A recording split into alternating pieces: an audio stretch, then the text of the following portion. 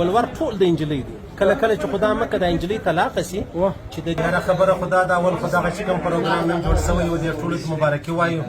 الله پاک د حلال ګولې ترتیب ورته برابر کړي الله پاک قادر ذات چې څنګه حرام ګوله چات ورکولای شي حلال ورکولای شي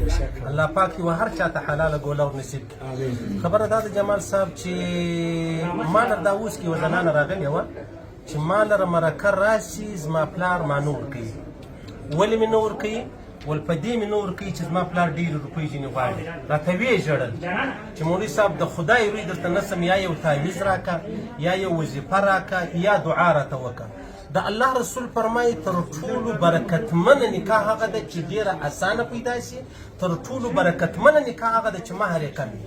موږ راولاړ سو دا شی مې د ځان دپاره فخر وګڼئ حضرت عمر فاروق فرمایي رضی الله تعالی عنه که دا شی د فخر خبره وای نو پکار دا وه چې جناب نبی کریم صلی الله علیه وسلم په برکۍ سونه ورکولی بیا یې ښځه غوښتې وای خو چونکې زموږ د معاشرې رواج پر موږ ډېر غالبه دی دا رسم پر موږ ډېر غالبه دی دا یو ډېر غلط سوچ زموږ په معاشره کې جوړ شوی دی چې زه به خپله لور خامخا په روپۍ ورکوم او دا لویه پریشاني دا د ما یو ډېر محترم سړی ولیدی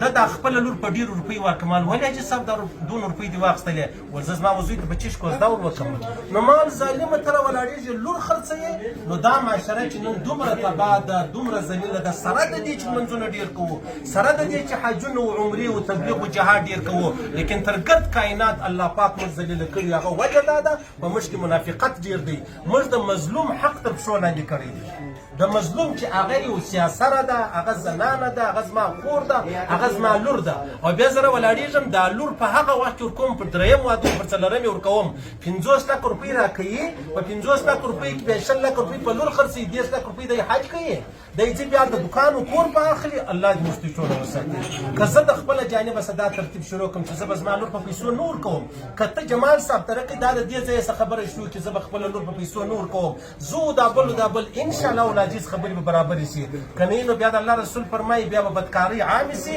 نکاح چې د هغه به د مابین څخه ورکه شي الله پاک دې موږ ته توفیق راکړي چې موږ هغه لاره خپله کړو چې زموږ د معاشرې پکې عزت دي زموږ د معاشرې زموږ د لور زموږ د خور زموږ د سیاسرې پکې عزت دي او عزت چې کله الله موږ ته راکړي بیا ژوند ښه خوند کوي که عزت نه ولو بیا مرګ ډېر ورباندې بهتره دی الله دې قدر وکړه الله دې ژوندی لره